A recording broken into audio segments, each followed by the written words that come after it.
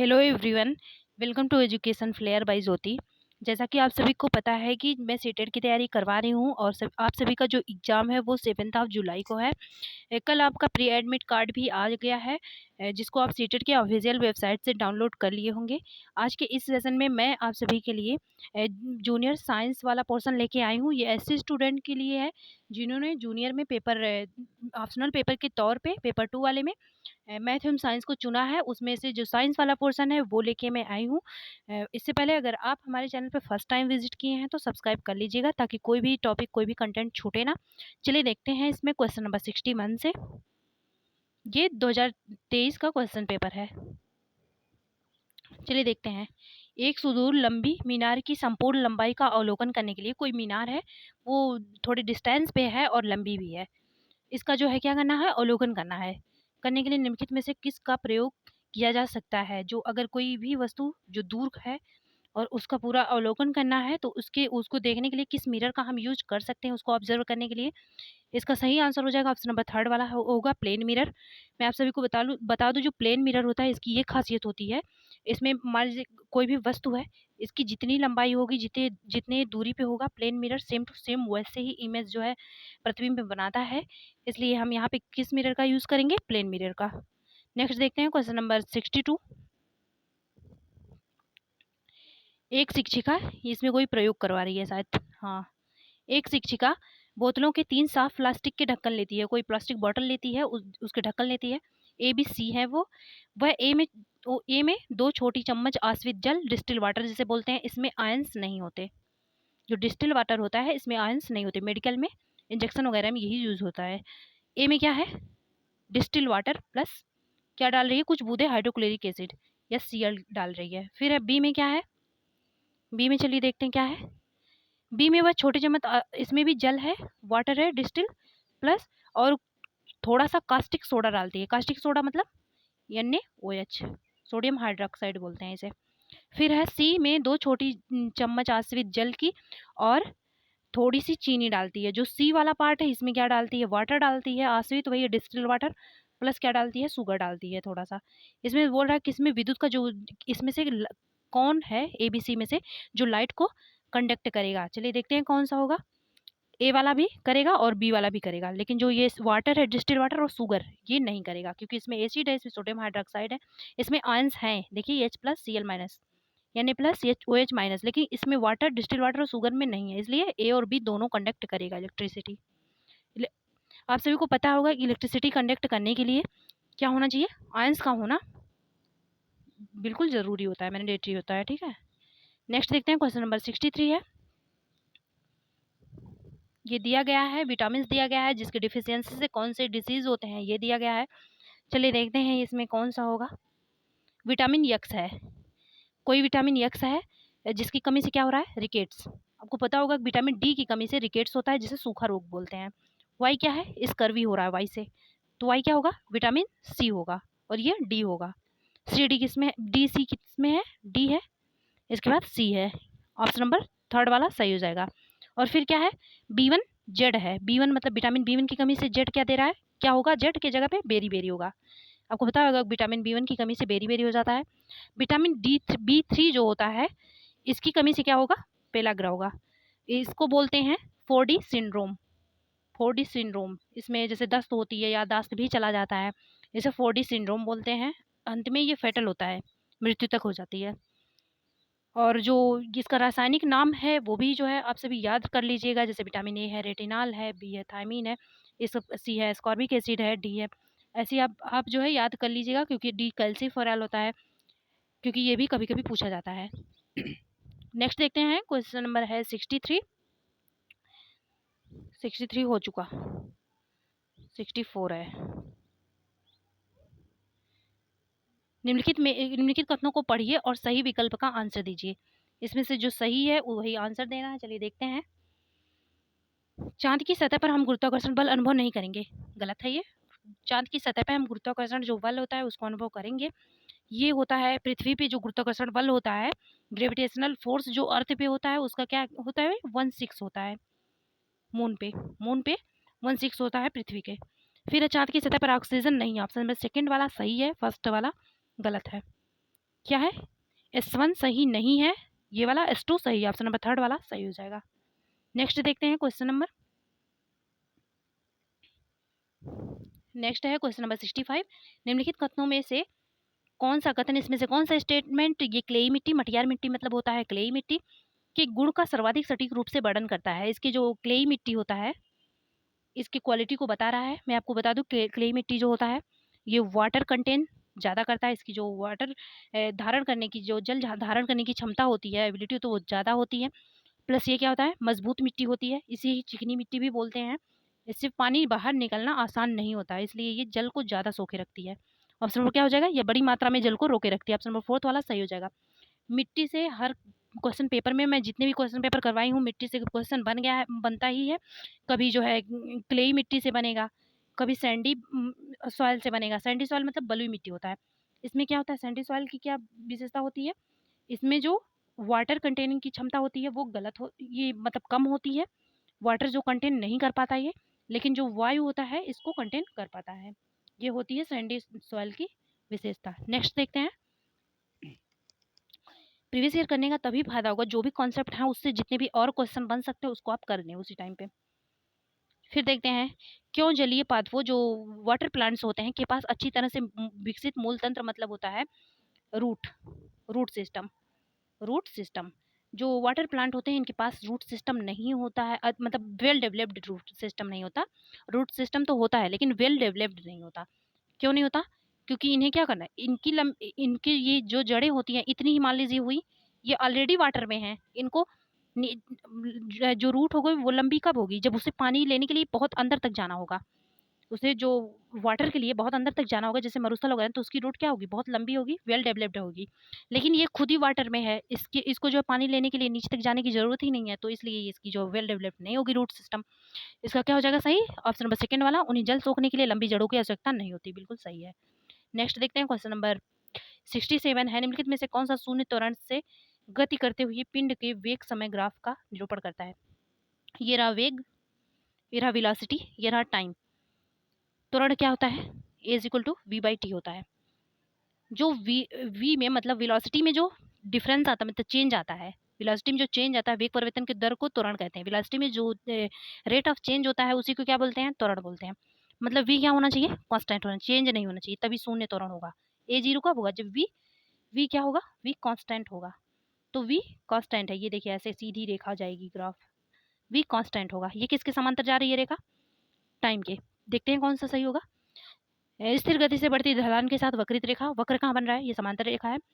इसका सही आंसर हो जाएगा ऑप्शन नंबर सेकंड वाला, समय अक्ष के समांतर, ये समय अक्ष बोलेंगे इसे, टाइम है ना इस पे दिखाया गया है कि समांतर एक सीधी रेखा, बिल्कुल इसके समांतर एक सीधी रेखा, ऑप्शन नंबर सेकंड वाला सही हो जाएगा। नेक्स्ट देखते हैं क्वेश्चन नंबर 68 है, रमन और शिक्षा समतल दर्पण के सामने खड़े हैं, कोई प्लेन मिरर है उसके सामने रमन है और शिक्षा है। फिर है क्रमशः 8 मीटर और 11 मीटर की दूरी पर, ये कितने मीटर पे है, 8 मीटर पे, और शिक्षा कितने मीटर पे है, 11 मीटर की दूरी पर है। अब रमन अपनी जगह से इस तरह से चलता है, ये चलना शुरू कर दिया रमन, उसके और प्रतिबिंब के बीच की दूरी 10 मीटर हो जाती है। इससे 10 मीटर की दूरी प्रतिबिंब कब बनेगा, आपको पता होगा प्लेन मिरर में जो प्रतिबिंब बनता है वो उतनी ही डिस्टेंस पे बनता है जितनी डिस्टेंस पे कोई वस्तु रखी होती है। अगर मान लीजिए एक्स मीटर पे ये वस्तु रखी है तो इसका जो इमेज बनेगा वो भी एक्स मीटर पे ही बनेगा, तो ये कितना हो जाएगा, 2x पर हो जाएगा। तो अगर 10 मीटर पे बन रहा है मतलब 5 मीटर इधर बन रहा होगा, 5 मीटर इधर हो रहा होगा, तभी तो 10 मीटर, ये टोटल 10 हो रहा है, इमेज बन रहा है। और ये कितने मीटर चल दिया होगा, 3 मीटर। अब आर किस पे है, इस पे है, आर और मिरर के बीच में कितनी डिस्टेंस बची, 5 मीटर। फिर क्या बोल रहा है, प्रतिबिंब के बीच की दूरी 10 मीटर, ये हो गया 10 मीटर पे प्रतिबिंब। जबकि शिक्षा 6 मीटर चलती है, शिक्षा कितने मीटर चलती है, 6 मीटर चलती है, 6 मीटर चल ली, कितना बचा, मिरर से उसके बीच की दूरी 5 मीटर। दर्पण की ओर रमन और शिक्षा से दर्पण की नई स्थिति की दूरी क्या होगी, दर्पण कितनी दूरी पे है, यहाँ पे है ना, ये रमन कितनी दूरी पे है, यहाँ पे है, कितनी दूरी पे है, 5 मीटर। और ये शिक्षा कितनी दूरी पे है, 6 किलोमीटर चल दी, किलोमीटर नहीं मीटर, 6 मीटर चली है, और बचा कितना है, 5 मीटर, कितनी दूरी पे है, 5 मीटर पे। इसका क्या आंसर हो जाएगा, दोनों 5 मीटर दूरी पे स्थित है। ऑप्शन नंबर फोर्थ वाला सही हो जाएगा, रमन और शिक्षा दोनों दर्पण से 5 मीटर की दूरी पर स्थित है। अगर आपको समझ में ना आए वीडियो रिवर्स कर लीजिएगा, क्योंकि आपका एग्जाम बहुत नजदीक है, इसलिए बार बार रिपीट नहीं कर सकते, ठीक है, रिपीट करके देखेंगे आपको समझ में आ जाएगा। नेक्स्ट देखते हैं, एक मछुआरा समीप के एक जलाशय में मछली बेचने जाता है, कोई जलाशय है, पॉन्ड है, उसमें क्या कर रहा है, फिशरमैन है, ये मछली बेचने जाता है, निम्नलिखित में से उसे किस पर विचार करना चाहिए। मैं आपको बता दूं, मान लीजिए फिश यहाँ पे है, वो दिखेगी कहाँ, लेकिन इसका जो वाटर का जो नेचर होता है वो दिखेगी कहाँ, फिश यहाँ दिखेगी। तो हमें भेजने के लिए अगर मान लीजिए मछली को मारना है तो कहाँ करना होगा, इस पे या फिर इस पे, इससे नीचे जो दिख रही है, इससे नीचे, ये आभास होगी। ठीक है, ये आभास होगी, जहाँ आभास हो रही है इससे नीचे हमें भेजना होगा, लक्ष्य लगाना होगा। नेक्स्ट चलिए देखते हैं इसमें कौन सा सही हो जाएगा। आभासी स्थिति से ऊपर नहीं, इसे मछली की आभासी स्थिति से नीचे बर्छी मारनी होगी। ऑप्शन सेकंड वाला सही हो जाएगा, जो आभास हो रहा है उससे नीचे बर्छी मारनी होगी। 69 का हो जाएगा ऑप्शन नंबर सेकंड वाला। फिर देखते हैं नेक्स्ट क्वेश्चन, क्वेश्चन नंबर 70 है, निम्नलिखित में से कौन सा संबंध घर्षण के परिमाण के बारे में सही है। ये जो फ्रिक्शन होता है इसके बारे में कौन सा सही है। मैं आपको बता दूं, सबसे ज्यादा जो फ्रिक्शन होता है वो होता है स्टैटिक फ्रिक्शन, स्टैटिक फ्रिक्शन सबसे ज्यादा होता है। फिर आपका आता है ये सर्पी घर्षण, और फिर आता है लोटन घर्षण। सर्पी मतलब स्लाइड, स्लाइड जो फ्रिक्शन होता है, इसके बाद ये आएगा, फिर आएगा रोलिंग, लोटना, रोल रोल हो रहा, ऐसे से रोल रोल होता है ना, ये रोलिंग फ्रिक्शन। और स्लाइड मतलब ऐसे खींच लेना, ऐसे स्लाइड होता है। स्टैटिक मतलब स्टैटिक फ्रिक्शन सबसे ज्यादा, फ्रिक्शन का मतलब होता है रुकाव, रोकना। जब कोई चीज जाम रहेगा, स्टैटिक रहेगा, स्थिर रहेगा, तो उसमें घर्षण सबसे ज्यादा लगेगा। ऑप्शन में कौन सा सही हो जाएगा, स्टैटिक है, फिर स्लाइड है, फिर रोलिंग है, थर्ड वाला सही हो जाएगा, स्थैतिक, सर्पी और लोटन। थर्ड वाला नहीं, ये इक्वल का निशान दिया है, ये गलत हो जाएगा। ठीक है, ये वाला ऐसे ध्यान दिया करिए आप। मान लीजिए ऐसे ऐसे था निशान, मैं ध्यान नहीं दी, यहाँ पे इक्वल नहीं देखी, मैं सोची यहाँ पे भी ऐसे है, ऐसे देखिए क्वेश्चन गलत हो जाता है एग्जामिनेशन हॉल में। तो इसमें कौन सा सही हो जाएगा, ऑप्शन नंबर सेकंड वाला सही हो जाएगा। देखिए स्थैतिक घर्षण सबसे ज्यादा, फिर सर्पी घर्षण, फिर लोटनिक घर्षण। नेक्स्ट देखते हैं, क्वेश्चन नंबर 71 है, choose the correct incorrect set, incorrect set को चूज करना है। फिर देखते हैं क्या करना है, इन द फॉलोइंग, इसमें से कौन सा इनकरेक्ट सेट है, चलिए देखते हैं कौन सा है।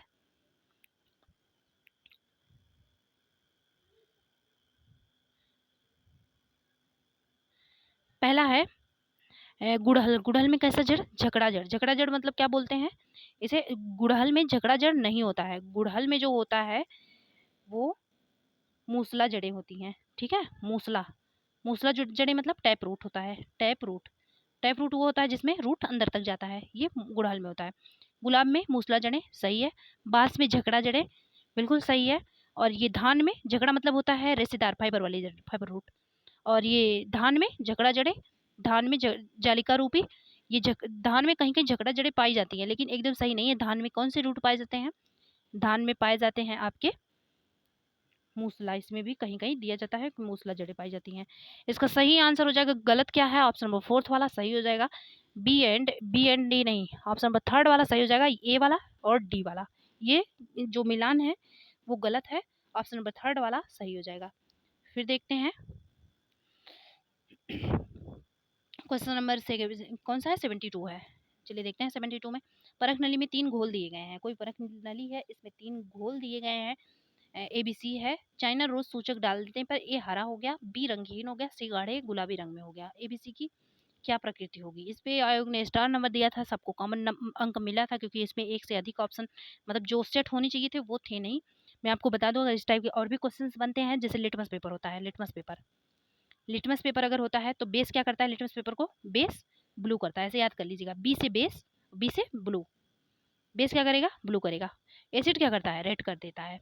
ये लिटमस पेपर हो गया। और फिर बताती हूँ, और लिटमस पेपर से मान लीजिए बन गया तो हो गया लिटमस पेपर। एक होता है मेथिल ऑरेंज, क्या होता है, मेथिल ऑरेंज, मेथिल ऑरेंज होता है एक, मेथिल ऑरेंज क्या करता है, एसिड को क्या कर देता है, ये एसिड को पिंक या रेड कर देता है, पिंक और रेड कर देता है एसिड को। लेकिन बेस, बेस को क्या करता है, बेस को येलो कर देता है, बेस को येलो कर देता है, याद रखिएगा। मेथिल ऑरेंज जो होता है एसिड को, देखो देखिए यहाँ से ट्रिक कर लीजिए आप, ए से एसिड, आर से रेड, एसिड को क्या कर देता है, रेड और पिंक कर, मान लीजिए रेड नहीं ऑप्शन है, पिंक लगा दीजिएगा, और बेस को क्या करता है, येलो कर देता है। नेक्स्ट देखते हैं, ऐसे आप रिलेट करके याद कर लिया करिए, जब एग्जाम नज़दीक हो ना, कोई चीज़ तुरंत याद करना हो तो ऐसे आप उस शब्द से या कोई भी ट्रिक लगा के रिलेट करिए, याद कर लीजिए। फिर होता है फिनाल्फ्लिन, जो फिनाल्फ्लिन होता है, फिनाल्फ्लिन होता है, इसमें ये होता है जो बेस होता है वो क्या होता है, पिंक होता है, और जो एसिड होता है ये कलरलेस होता है, कलरलेस होता है। जो पिंक होता है वो कलरलेस होता है। ये एसिड कलरलेस, और बेस क्या होता है, बेस पिंक होता है। ओके, बेस पिंक होता है। नेक्स्ट देखते हैं क्वेश्चन नंबर, इससे जो भी क्वेश्चन बन सकते थे मैं आपको बता दी हूँ। फिर देखते हैं क्वेश्चन, क्योंकि ऐसे बनते हैं क्वेश्चन, नहीं रिपीट होंगे, ये जो कॉन्सेप्ट है ये रिपीट होगा। नेक्स्ट देखते हैं, नीचे दिए गए 2 प्रकारों के परिवर्तन दिए गए हैं, ये परिवर्तन चेंजेस हैं दिए गए हैं। चलिए देखते हैं क्या पूछ रहा है। चलिए देखते हैं, ए में क्या चेंजेस है, कलिका का पुष्पन, मतलब जो बड होते हैं, कलियां होती हैं, उनका खिलना। और क्या होता है, ग्रास कटिंग, घास को काटना। फिर होता है ये, इसमें क्या है, गर्म लोहे का फैलना, जो गर्म लोहा होता है उसका फैल जाना। और फिर जल का क्वथनांक, जल का क्वथनांक मतलब वाटर है, लिक्विड, इसका जो फॉर्म है वो किस में बदल जाए, गैस में बदल जाए, ये होता है क्वथनांक, बॉइलिंग पॉइंट। फिर इसको देखिए क्या है, भौतिक परिवर्तन, रासायनिक परिवर्तन, हाँ अनुत्क्रमण। इसको ये ए वाला जो है ना, इसको क्या करते हैं, कर सकते हैं हम, ये उत्क्रमणीय है, रिवर्सिबल है। मतलब क्या, अगर कली फूल बन गई तो फूल को हम कली बना सकते हैं, फिर नहीं कर सकते। घास कट गया तो उसको फिर से घास में जोड़ सकते हैं, नहीं कर सकते। ये ए क्या है, अनुत्क्रमणीय है। ऑप्शन नंबर कौन सा सही हो जाएगा इसका, ऑप्शन नंबर इसका सही हो जाएगा थर्ड वाला, ए अनुत्क्रमणीय है। और बी क्या है, परिवर्ती। प्रतिवर्ती मतलब होता है जिसे रिवर्स किया जा सकता है। लोहा गर्म होने पे मान लीजिए फैल गया, इतना बड़ा हो गया, ये जब ठंडा होगा फिर इसी फॉर्म में आ जाएगा। जल, ये गैस बन गया, ये फिर ठंडा होगा लिक्विड बन जाएगा, तो ये परिवर्ती है। इसका थर्ड ऑप्शन सही हो जाएगा। नेक्स्ट देखते हैं क्वेश्चन नंबर आपका 74 है। 74 है, अमीबा, स्टारफिश और ये जो चींटी है, मकड़ी है, में क्या समानताएं होती हैं। इनमें समानताएं क्या होती हैं, ये इनवर्टिब्रेट होते हैं, मतलब जो जिसमें रीढ़ की हड्डियां नहीं पाई जाती हैं। ये वे सभी रीढ़ की हड्डी रहित हैं। इनमें क्या पाई जाती है, रीढ़ की हड्डी जो बैक बोन है वो नहीं होता, एब्सेंट होता है। नेक्स्ट देखते हैं क्वेश्चन नंबर क्या है, 75 है। एक पत्ते में मंड की उपस्थिति की जांच करने के लिए जो पत्ता होता है उसमें आपको पता ही होगा मंड पाया जाता है, और स्टार्च, जिसे स्टार्च भी बोलते हैं, को जांचने के लिए नीचे दिए गए चरण हैं, इनमें से कौन सा चरण आवश्यक नहीं है, इसमें से कौन सा चरण है जो आवश्यक नहीं है। चलिए देखते हैं, पत्ते को पहले पानी में उबालें फिर अल्कोहल में, ये आवश्यक है। पिरंजक पत्ते को धोएं, ये भी सही है। फिर है, पत्ते को आंच पर गर्म करें, ये जरूरी नहीं है। पिरंजित पत्ते पर कुछ बूंदे आयोडीन घोल डालें, मतलब ये वाला जो प्रयोग हो रहा है ना, इसमें ये स्टेप जरूरी नहीं है। पत्ते को आंच पर गर्म करें, ये जरूरी नहीं है, बाकी सब जरूरी है। नेक्स्ट देखते हैं क्वेश्चन नंबर 76 है, चक्रवात तटीय क्षेत्रों में मृदा की उर्वरता को कैसे घटाते हैं। जो जहाँ ऐसे तट, जैसे ये वाले पूर्वी तट, यहाँ पे चक्रवात बहुत आते हैं, ये भी क्वेश्चन पूछा गया। यहाँ पे चक्रवात आते हैं, यहाँ पे ये जो मिट्टियाँ होती हैं इनकी जो उर्वरक क्षमता होती है ना, वो उसको क्या करते हैं, ये घटाते हैं। ये कैसे घटाते हैं यही बोल रहा है ये। यहाँ पे खारे, यहाँ पे आपको पता होगा यहाँ पे समुद्र होता है, समुद्र से क्या आएगा, खारा पानी आएगा, यहाँ पे सॉल्ट वाटर आएगा। खारा पानी जब समुद्र से आएगा तो ये क्या करेगा, इसको, इस वाली मिट्टी को क्या कर देगा, लौड़े सॉइल, साल्टी बना देगा, साल्टी सॉइल बना देगा। ठीक है, साल्टी सॉइल बना देगा तो ये उर्वरता इनकी घटेगी। फिर देखते हैं कौन सा ऑप्शन सही होगा, ऑप्शन नंबर थर्ड वाला सही होगा, भूमि को खारे पानी से बाढ़ग्रस्त करके। नेक्स्ट देखते हैं क्वेश्चन नंबर कौन सा आपकी बार 77 है। क्वेश्चन नंबर 77 है, निम्नलिखित कथनों में से कौन से कथन निराई के संबंध में सही नहीं है। ये जो इंग्लिश वाला भी आप देख लीजिए, weeding, which of the following statement is not true regarding weeding. जो वीडिंग होता है ना खेतों में, वो उसके लिए क्या सही नहीं है इसमें से। चलिए देखते हैं कौन सा सही नहीं है वीडिंग के संबंध में। मृदा की जुताई खरपतवार को उखाड़ने और मारने में सहायता करती है, ये तो सही ही है। फिर है खरपतवारनाशी, जो मतलब इनको घास को जो खत्म करने के लिए डाले जाते हैं, फसलों और किसानों के लिए हानिकारक नहीं है, ये गलत है। जो दवाइयाँ पड़ती हैं ये हानिकारक होती हैं फसलों और किसानों के लिए। फिर है निराई जमीन की कटाई से ठीक पहले करनी चाहिए, निराई फसलों की कटाई से ठीक पहले करनी चाहिए, बिल्कुल गलत है ये फसलों की कटाई से ठीक पहले नहीं करनी चाहिए। अगर जो फसल तैयार ही हो गई फिर निराई करने का क्या मतलब है। ऑप्शन नंबर ये वाला गलत है।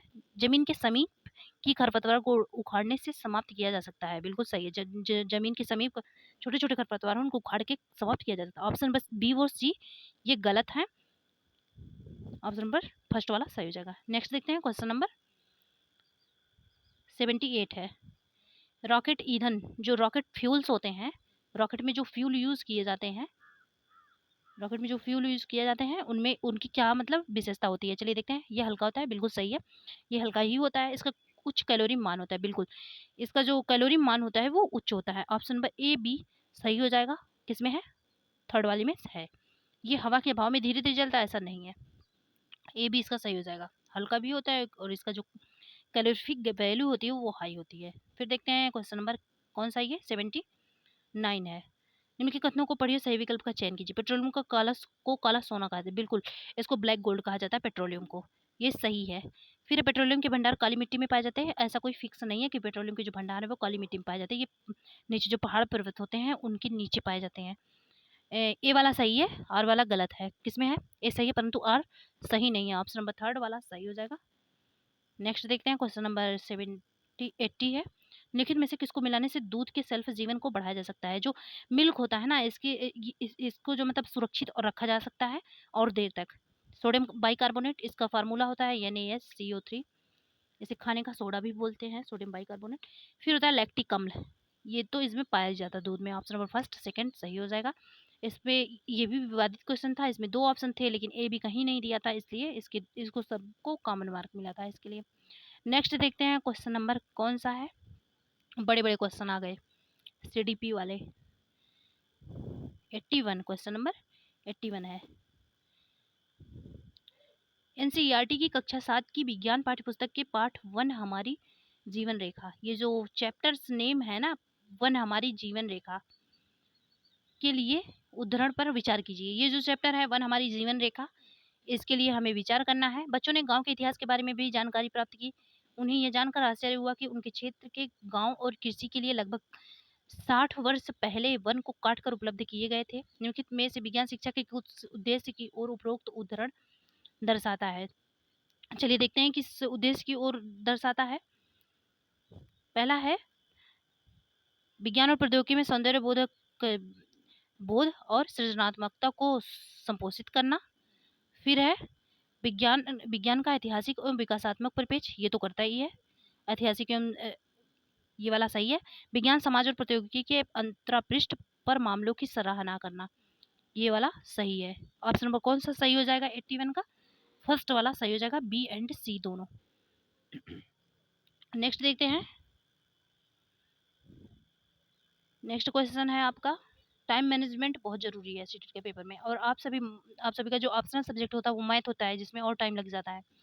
नेक्स्ट देखते हैं, इसीलिए टैग वर्ड जरूर पढ़ लीजिएगा। निम्नलिखित में से कौन सा प्रक्रिया कौशल प्रदत्त गतिविधि द्वारा विद्यार्थियों के बीच विकसित करने का उद्देश्य है? जिसमें से कौन सा प्रोसेस स्किल है जो क्या कर रहा है? गतिविधि द्वारा विद्यार्थियों की, मतलब गतिविधि मतलब एक्टिविटीज के द्वारा विद्यार्थियों में डेवलपमेंट होगा किस स्किल का। चलिए देखते हैं। एक सामान्य दिन में आपके द्वारा की जाने वाली गतिविधियों के बारे में सोचिए। कोई एक्टिविटीज आप दिन भर में क्या किए, कोई एक एक्टिविटीज को लीजिए, उसके बारे में थिंक करिए, सोचिए। क्या आप कह सकते हैं कि इस गतिविधि में सांस लेने की दर सबसे कम होगी? ये बोल रहा है। और किसमें तेज टहलने और दौड़ने के बाद। फिर है अपनी सांस लेने की दर को मापें। ये क्या हो रहा है? लास्ट में मेजरमेंट हो रहा है, तो इसलिए लास्ट में मेजरमेंट जरूर आएगा, ये फिक्स हो गया, मापन आएगा। ये गलत हुआ, ये गलत हुआ। क्या इन गतिविधियों के पश्चात आपके परिवार के अन्य सदस्यों का भी सांस लेने की दर समान है? ये सब क्या है? अनुमान लगाने वाली चीजें हैं, परिकल्पना करने वाली चीजें हैं। तो इसका क्या आंसर हो जाएगा? परिकल्पना अनुमान किसमें है? हाइपोथेसिस जिसे बोलते हैं। इसका सेकंड ऑप्शन सही हो जाएगा, हाइपोथेसिस एंड मेजरमेंट। नेक्स्ट देखते हैं क्वेश्चन नंबर 83। NCERT की कक्षा 7 की विज्ञान की पाठ्यपुस्तक के लिए एक उदाहरण पर विचार कीजिए। आपने सुप्रसिद्ध वैज्ञानिक गैलीलियो गैलीली 1564-1642 ईस्वी का नाम सुना होगा। गैलीलियो के बारे में पूछ रहा है। कहा जाता है एक बार गैलीलियो गिरजाघर में बैठे थे। उन्होंने यह देखा कि छत से जंजीर द्वारा लटका कोई लैंप एक ओर से दूसरी ओर धीमी गति कर रहा है। ये जो दोलन गति होते पेंडुलम वाली चीजें किसने बताई है? गैलीलियो ने ही बताई है। फिर है यह उन्हें यह पाकर आश्चर्य हुआ कि लैंप के एक दोलन पूरा करने के अंतराल में उनकी नब्ज धड़कन की संख्या हर बार समान हो रही है। वो उधर दोलन देख रहे हैं, दूसरी तरफ अपनी नब्ज देख रहे हैं, उनकी संख्या समान में निकल रही है हर दोलन में। गैलीलियो ने अपने परीक्षण को सत्यापित करने के लिए विभिन्न लोलकों का प्रयोग किया। उन्होंने यह पाया कि किसी दी गई लंबाई का लोलक सदैव एक दोलन पूरा करने में समान समय लगता है। बिल्कुल, हर दोलन में समान समय लगेगा। इस प्रेक्षण ने लोलक युक्त घड़ियों के विकास को नई दिशा प्रदान की। कमानी युक्त घड़ियां और कलाई की घड़ियां लोलक युक्त घड़ियों का परिष्कृत रूप थी। लिखित में से कौन सा विज्ञान के स्वरूपों के पक्षों को उदाहरण द्वारा प्रदर्शित किया, जिसमें मतलब क्या चीजें यूज हुई हैं? ये पूछ रहा है कि इसमें कौन-सी चीज़ें हैं यूज़ हुई हैं, ये नहीं पूछ रहा कि दोलन क्या है या फिर इसके बारे में नहीं पूछ रहा है। चलिए देखते हैं कौन-सा यूज़ हुआ है इसमें। विज्ञान अनंतिम है, ये गलत है। विज्ञान आनुभविक प्रमाणों पर आधारित है, बिल्कुल। ये एक्सपीरियंस, अनुभविक प्रमाण मतलब एक्सपीरियंस जो होते हैं, एविडेंस उस पे है। एविडेंस एक्सपीरियंस तो कर ही रहे हैं, वो अपने नब्ज़ को देके, फिर लोलक की घड़ियों के समांतराल को देके, तो मतलब क्या कर रहे हैं? एक्सपीरियंस कर रहे हैं। फिर है विज्ञान वैज्ञानिकों की सृजनात्मकता और कल्पना के माध्यम से, बिल्कुल। सृजनात्मकता मतलब क्रिएटिविटी और कल्पना मतलब इमेजिनेशन। वो बैठ के इमेजिनेशन ही तो कर रहे थे। और कल्पना क्रिएटिविटी क्या हुई? क्रिएटिविटी उनके माइंड में, उनका माइंड जो एक्टिव था, वो उन्होंने दोलन के समय को देखा, इसके बाद अलग-अलग पेंडुलम उठाए, उससे भी मिलाए, तो ये क्रिएटिविटी हो गई। अलग-अलग प्रकार से उन्होंने जो देखा, ये क्रिएटिविटी हो गई। लेकिन इमेजिनेशन भी की। ऑप्शन नंबर सेकंड और बी और सी सही हो जाएगा। इसका ऑप्शन होगा ऑप्शन नंबर थर्ड वाला सही हो जाएगा, बी एंड सी। नेक्स्ट देखते हैं, क्वेश्चन नंबर 84 है। निम्नलिखित उदाहरण विज्ञान के बारे में क्या प्रदर्शित करता है? चलिए देखते हैं। स्कॉटिश, आप जो है एनसीईआरटी ज़रूर पढ़ के जाइएगा। अभी तो टाइम नहीं बचा है, अब आप क्वेश्चन आंसर ही कर लीजिए। पहले से पढ़े हैं तो बहुत अच्छा है। स्कॉटिश जीव विज्ञानी अलेक्जेंडर फ्लेमिंग ने स्टेफाइको स्टेफाइलोकोकी की जांच से जुड़े अपने प्रयोगशाला से के काम से छुट्टी ली। जो स्टेफाइलोकोकी है, इस टॉपिक पे इन्हें क्या करना था? एक्सपेरिमेंट करना था, इसलिए उन्होंने अपने लैब से छुट्टी ले ली। वे छुट्टियों पर चले गए। वापसी में उन्होंने पाया कि पेट्रिडिस को वे गलती से खुला छोड़ दिए। कोई बैक्टीरिया है जिसको वो गलती से खुला छोड़ दिए। उसमें नीले हरे रंग के फफूंद बन गए। जो पेट्रिडिस था ना, इसमें नीले हरे रंग का फफूंद बन गया। उस फफूंद में एक शक्तिशाली प्रतिजैविक एंटीबायोटिक जिसे बोलते हैं पेनिसिलिन था। पेनिसिलिन जो हानिकारक जीवाणु को नष्ट कर सकता था बिना मानव शरीर पर विषैला प्रभाव डाले। ये जो पेनिसिलिन था, ये क्या करता था? पेनिसिलिन कब लगता है? डायबिटीज में भी लगाया जाता है पेनिसिलिन। ये जो पेनिसिलिन था, ये मनुष्य के शरीर पे बिना हार्मफुल इफेक्ट डाले क्या कर रहा था? हेल्प कर रहा था बैक्टीरिया को क्या करने में? मारने में। चलिए देखते हैं ये क्या है। नियम और सिद्धांत वैज्ञानिक ज्ञान के विकास में केंद्रीय भूमिका निभाते हैं। इसमें नियम और सिद्धांत ये सब चीज़ें नहीं लग रही हैं। नियम सिद्धांत फिक्स चीज़ें होती हैं इसमें, लेकिन क्रिएटिविटी वाली चीज़ें हो रही हैं। सामान्य और सार्वभौमिक वैज्ञानिक विधि विद्यमान है? नहीं, ये सामान्य विधि नहीं है, इसमें क्रिएटिविटी हो रही है। वैज्ञानिक ज्ञान दीर्घकालीन होते हुए भी अनंतिम है, मतलब इसका कहीं अंत नहीं है, ये गलत है। फिर वैज्ञानिक खोज एक रैखिक प्रक्रिया नहीं है। ऑप्शन नंबर फोर्थ वाला सही हो जाएगा। ये एक ऐसे नहीं है कि एक सीधी रेखा इसी में चलता रहेगा। ये इधर से भी जाएगा, इधर से भी, मल्टी डायमेंशनल होता है। क्रिएटिविटी भी आएगी, इमेजिनेशन भी आएगा, बिना इसकी ये नहीं हो सकता। ये ऑप्शन नंबर फोर्थ वाला सही हो जाएगा। नेक्स्ट देखते हैं, क्वेश्चन नंबर 85 है। एक शिक्षक विद्यार्थियों के लिए जल की बर्बादी पर वाद विवाद का आयोजन करता है। जो जल की बर्बादी होती है वाटर कंजर्वेशन के लिए, इस पर जो है वो चाह रहा है, फिर क्या हो रहा है? वाद विवाद डिस्कशन कर रहा है। निम्नलिखित में से कौन सा आकलन के उद्देश्य के लिए अपेक्षित अधिगम प्रतिफल नहीं है? इसमें से जो असेसमेंट हो रहा है इसके लिए इस पर्पस के लिए मतलब सही नहीं है। चलिए देखते हैं। जल की बर्बादी के विभिन्न कारणों को समझना, बिल्कुल। जो वाटर वेस्टेज है, इसके जो रीजंस हैं, इसको तो समझना ही होगा। ये है जल की बर्बादी के बारे में अपने मतों को तर्कसंगत रूप से संप्रेषित करना, ये भी है रीजनेबल तरीके से उसको रखना। बर्बादी के बारे में आपने अपने दिन प्रतिदिन के अनुभव अवलोकनों को जोड़ना, फिर है ये भी है जो दिन प्रतिदिन के अनुभव मतलब एक्सपीरियंस है, असेसमेंट है, वो उनको जोड़ना, आपस में कनेक्ट करना, ये बिल्कुल सही है। ऑप्शन फोर्थ वाला गलत हो जाएगा। अन्य सहपाठियों के साथ प्रतिस्पर्धा, ये चीज़ें नहीं करनी है। उनके मतों का प्रतिकार करना, ये भी गलत है। उनके जो मत है, उनके जो विचार है ना, उनके जो थिंकिंग है, उनको भी एक्सेप्ट करना है और उस पर विचार करना है क्या सही है या नहीं। नेक्स्ट देखते हैं, क्वेश्चन नंबर कौन सा है? 86 है। निम्नलिखित में से कौन सा सही नहीं है? इसमें से कौन सा सही नहीं है? निष्कर्ष जो होता है, रेफरेंस होता है। प्रयोग के आधार पर चालकों और कुचालकों की पहचान करना, मतलब इसमें से क्या दोनों में निष्कर्ष निकालने वाला काम हो रहा है? क्या इसमें वर्गीकरण वाला काम हो रहा है? यही बताना। जिसमें नहीं हो रहा है वो ऑप्शन सही हो जाएगा। चलिए देखते हैं निष्कर्ष। प्रयोग के आधार पर चालकों कुचालकों की पहचान करना, बिल्कुल निष्कर्ष पे आएंगे। लिटमस पेपर के उपयोग से अम्ल क्षारकों की पहचान करना, बिल्कुल निष्कर्ष पे आएंगे। वर्गीकरण, पुष्पों के भागों की पहचान करना, ये तो वर्गीकरण हो रहा है। रात्रि में तड़ित झंझा जो बिजली चमकती है कि अचानक कार्डों की पहचान करना, ये नहीं है, ये वर्गीकरण नहीं है। फिर है इसका सही हो जाएगा ऑप्शन नंबर सेकंड वाला ही सही हो जाएगा। नेक्स्ट देखते हैं 86 का सेकंड वाला सही हो जाएगा, वो वर्गीकरण नहीं था बिजली वाला। नेक्स्ट देखते हैं क्वेश्चन नंबर 87 है। बैटरी जल परिपथ में एक पंप की तरह है। जो कोई जल परिपथ है उसमें जो बैटरी है वो जल पंप की तरह काम कर रहा है। इनके में से किसका उपयुक्त कथन निरूपण करता है? ये कौन सा प्रोसेस है? ये क्या है? ये अनुरूपता है, सादृश्यता है। अनुरूपता मतलब की तरह, तरह जो आ गया ना, अनुरूपता, तुलना, कंपैरिजन वाली चीजें। ऑप्शन नंबर थर्ड वाला इसका सही हो जाएगा। 87 का ऑप्शन नंबर थर्ड वाला सही हो जाएगा।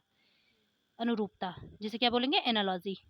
नेक्स्ट देखते हैं क्वेश्चन नंबर, कौन सा आपकी बार 88 है। निम्नलिखित कथनों को पढ़िए और सही विकल्प का चयन कीजिए। इसमें से कौन सा सही है। शिक्षक को यह मानकर आधारभूत संकल्पनाओं को पढ़ाना चाहिए कि विद्यार्थी कुछ नहीं जानते, ये तो गलत ही लग रहा है। विद्यार्थियों के अंतर्ज्ञान या अंतर्दर्शी विचार, जो विद्यार्थियों के थॉट्स होते हैं, वो सदैव त्रुटि, ये देखिए ऑलवेज त्रुटिपूर्ण, ये गलत है। ठीक है, हमेशा इसमें एरर ही नहीं पाया जाएगा, ये गलत है। इसका ये दोनों सही नहीं है, यस 1 और यस 2 दोनों सही नहीं है। इसका सही आंसर हो जाएगा ऑप्शन नंबर फोर्थ वाला। नेक्स्ट देखते हैं 89। कक्षा 7 के विद्यार्थियों को ऊष्मा और तापमान, ये जो हीट है और टेम्परेचर है, ये चैप्टर को पढ़ाना है। शिक्षक को कौन सी सामान्य वैकल्पिक संकल्पना का सामना करना पड़ सकता है। कंबल ऊष्मा को रोके रखने वस्तु को गर्म करती है, ये सही है। तापमान एक सामग्री विशेष का गुण होता है, ये सही है। ऑप्शन नंबर सेकंड वाला सही हो जाएगा। इस संकल्पना को, ये वैकल्पिक होता है, मतलब ऑप्शनल है, ये तो दोनों में कॉमन लगभग आ जाएगा, इसी में दिक्कतें होंगी। नेक्स्ट देखते हैं क्वेश्चन नंबर 90 है, लास्ट भी है यही। निम्नलिखित में से कौन सा कथन विज्ञान में विद्यार्थियों की संकल्पनाओं के बारे में सही नहीं है। जो साइंस में थॉट्स होते हैं, कॉन्सेप्ट होते हैं, उसके बारे में सही है, सही नहीं नहीं मत है, ये सही है पूछ रहा है। ऐसे ही आप भी जो है एग्जामिनेशन हॉल में सही है, सही नहीं है, नहीं वाले शब्द जो होते हैं, नहीं वाले जो वर्ड होते हैं, उनको विशेष ध्यान रखिएगा, इससे ऑप्शन बिल्कुल गलत हो जाते हैं। चलिए देखते हैं इसमें से कौन सा ऑप्शन होगा। पहला है, जैसे जैसे विद्यार्थी वरिष्ठ कक्षाओं में जाते हैं, उनकी त्रुटिपूर्ण अवधारणाएं कम हो जाती हैं।